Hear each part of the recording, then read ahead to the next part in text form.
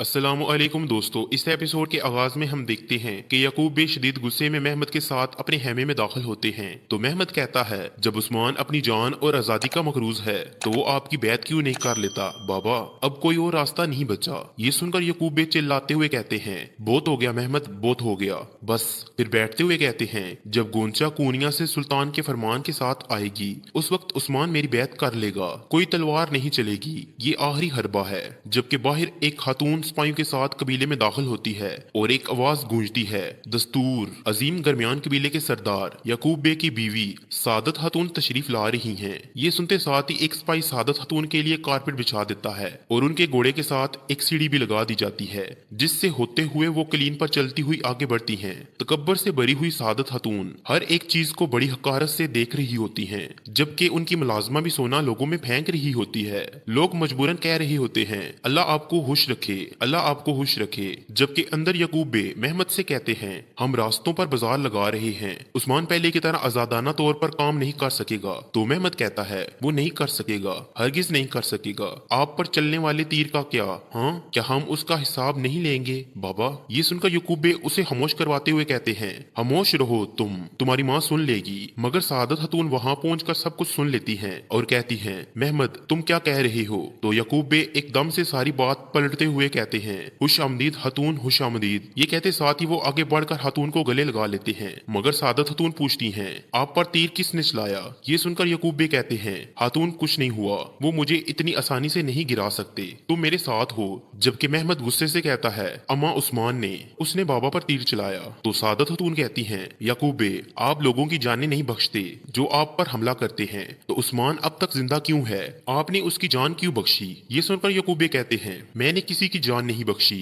खातून। ये सुनकर सादत खातून कहती हैं, तो फिर आप सही वक्त का इंतजार कर रहे होंगे। ये सुनकर यकूब बे कहते हैं, एक खातून अपने शोहर को जानती है, अगर मेरी बैत करने से पहले उसे मार दिया तो बहुत खून बहेगा, वो पहले हुक्म मानेगा और फिर वो अपने किए का हिसाब देगा। ये कहते साथ ही वो नशिस्त पर बैठ जाते हैं और मजीद कहते हैं, लेकिन मैंने उस्मान को उसकी बेहिसी की सजा दी, मैंने उसकी साख को तबाह कर दिया। तमाम लोग यही बात कर रहे हैं कि कैसे उस्मान की तजलील की गई। इस दौरान वहां पर एक सिपाही आकर कहता है, जनाब रेमूस ने उस्मान को धोखा दिया और फिर आपके हुक्म के मुताबिक चला गया, कोई नहीं जानता कि वो कहाँ है। ये सुनकर यकूबे कहते हैं, उस्मान रेमूस को ढूंढ रहा होगा, इस बात को यकीनी बनाओ कि उस्मान के पहुंचने से पहले रेमूस की सांसें बंद हो जानी चाहिए। ये सुनते साथ ही सिपाही चला जाता है। सिपाही के जाने के बाद यकूबे कहते हैं, उस्मान बे ने हमें यनी शहर में मदऊ किया है, महमद तुम तमाम तैयारियों के जिम्मेदार होगे, अब मेरी बात सुनो। सीन शिफ्ट होता है। इधर कारवां सराय में अलाउद्दीन अपने सिपाही के साथ बैठा खाना खा रहा होता है और सिपाही बाईसुंगर से कहता है, होशियार रहना,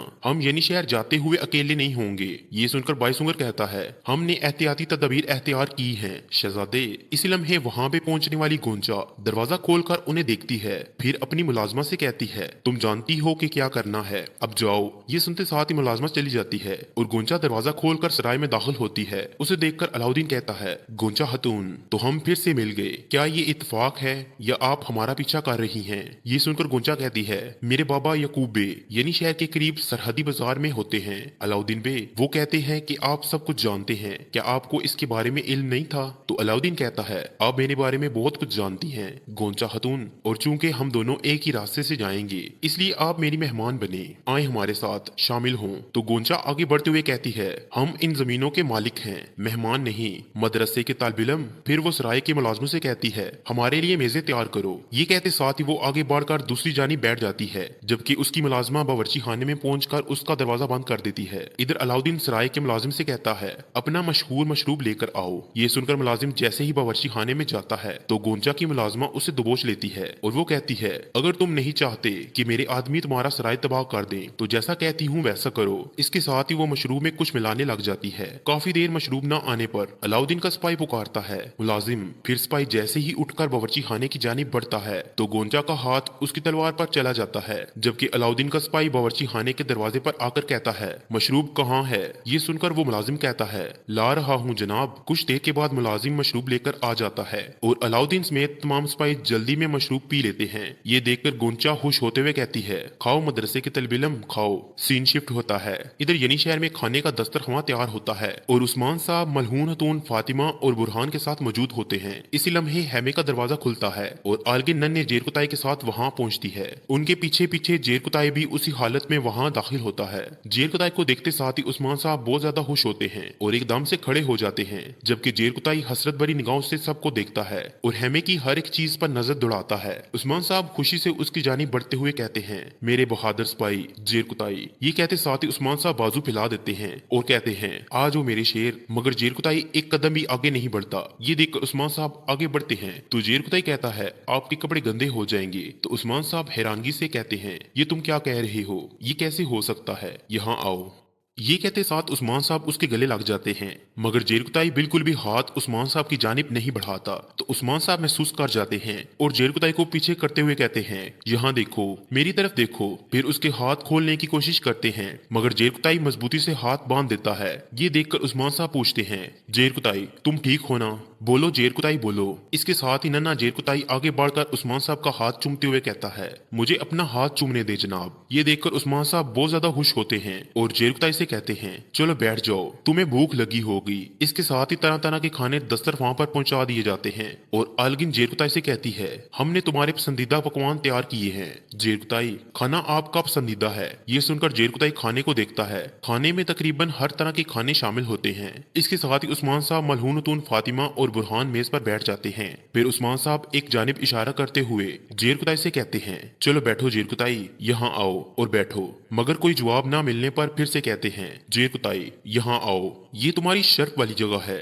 ये सुनकर जेर कुताई जगह देखते हुए कहता है, शर्फ वाली जगह? इसके साथ ही वो शर्फ वाली जगह कहते हुए बैठ जाता है, मगर बैठते साथ ही उसकी आंखें भर आती हैं। ये देखकर उस्मान साहब कहते हैं, तुम्हें इसकी याद आई होगी, भूखे होगे, चलो शुरू करो। इसके साथ ही सब लोग खाना खाना शुरू कर देते हैं और नन्हा जेर कुताई भी रोटी के 2 टुकड़े करके एक टुकड़ा अपने बाबा के सामने रख देता है, मगर जेर कुताई खाना नहीं खाता। ये देखकर उस्मान साहब बुरहान से कहते हैं, बुरहान जेर कुताई के घर का क्या हुआ? ये सुनकर बुरहान कहता है, मैंने अल्लाह की मदद से तैयार कर लिया जनाब। मैंने अपने भाई के लिए यनी शहर का सबसे खूबसूरत और बड़ा घर तैयार किया है, उसमें एक बाग भी है। ये सुनकर हैरानगी से जेर कुताई कहता है, बाग? कैसा बाग? तुम सब मुझे बेवकूफ समझते हो।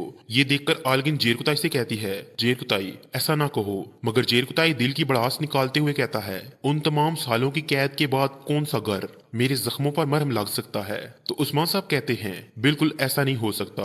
हमने सोचा कि इससे तुम्हारा दर्द कम हो जाएगा, तुम वहाँ अपने खानदान के साथ अच्छे दिन गुजार सकते हो। ये सुनकर जेर कुताई कहता है, और मेरी खोई हुई चीजें उन्हें वापस कौन लाएगा उस्मान बे? ये कहते साथ ही जेर कुताई खड़ा हो जाता है और कहता है, क्या आप जानते हैं कि मैं इस तरह वापस क्यों आया? ताकि आप लोग मेरा हाल देख सकें। आपने मुझे खाना दिया, आपका शुक्रिया, लेकिन उन्होंने मेरा बाजू तोड़ दिया, अब मैं रोटी नहीं उठा सकता। ये सुनकर उस्मान साहब कहते हैं, फिक्र ना करो, हम उनसे इसका हिसाब लेंगे। तो जेर कुताई कहता है, आप हिसाब लेंगे? ये कहते साथ ही वो उस्मान साहब के सामने आ खड़ा होता है और मजीद कहता है, आप हिसाब लेंगे या वो भी यकूब बे पर छोड़ देंगे? सीन शिफ्ट होता है। इधर से उरहान होलोफेरा को लेकर यनी शहर के हिसार से आगे बढ़ रहा होता है और उसे कहता है, हमारे महल में खुशामदीद तैकफूर की बेटी। ये सुनकर होलोफेरा कहती है, हाँ ठीक है, मैं कभी नहीं भूलूंगी कि तुम मुझे गुलाम की तरह यहाँ लाए हो। ये सुनकर उरहान रुकते हुए कहता है, मैं जानता हूँ तुम्हारा हाफजा मजबूत है, तुम कभी नहीं भूलती, अब चलो। ये कहते साथ ही वो सब आगे बढ़ जाते हैं।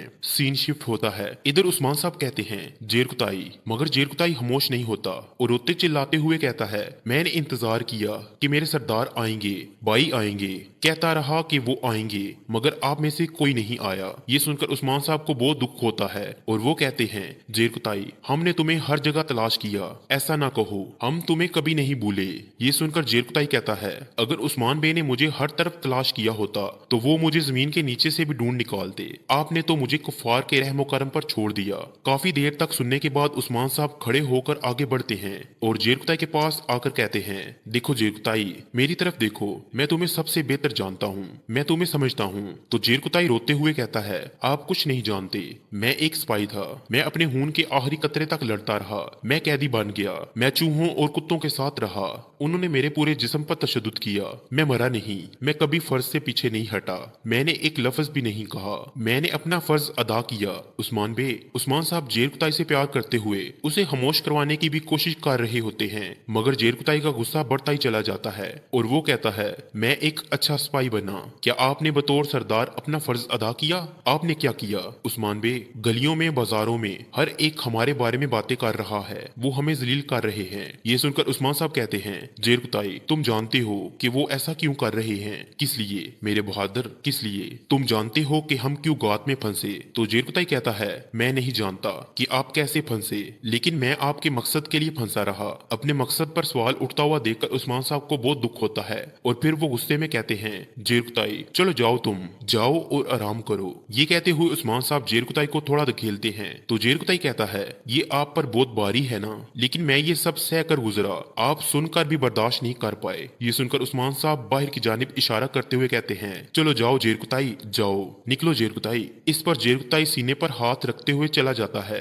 और आलगिन उस्मान साहब से कहती है, माजरत हवा है जनाब। ये सारा मंजर देखकर मलहूनतून आगे बढ़कर उस्मान साहब से कहती हैं, उस्मान साहब वो जल्द पुरस्कून हो जाएगा। जबकि आलगिन नन्हे जेरकुताई को लेकर जब हेमे से जाने लगती है तो नन्हा जेरकुताई सीने पर हाथ रखते हुए जनाब जनाब कहता चला जाता है। फिर उस्मान साहब बुरहान से कहते हैं, बुरहान जाओ, उसके साथ रहो, उसे अकेला मत छोड़ो। ये सुनकर बुरहान चला जाता है। बुरहान के जाने के बाद उस्मान साहब कहते हैं, मेरा दिल टूट चुका है। इसके साथ ही उरहान हेमे में दाखिल होता है और उसके पीछे से होलोफेरा भी सामने आती है, जिसे देखते साथ ही मलहूनतुन कहती हैं, होलोफेरा। जबकि उस्मान साहब भी गुस्से में उरहान को देख रहे होते हैं। तो इसी के साथ इस एपिसोड का अख्ताम होता है। नेक्स्ट एपिसोड के लिए चैनल को सब्सक्राइब कर लें और बेल आइकन को दबा दें। मिलते हैं नेक्स्ट वीडियो में, तब तक के लिए बाय।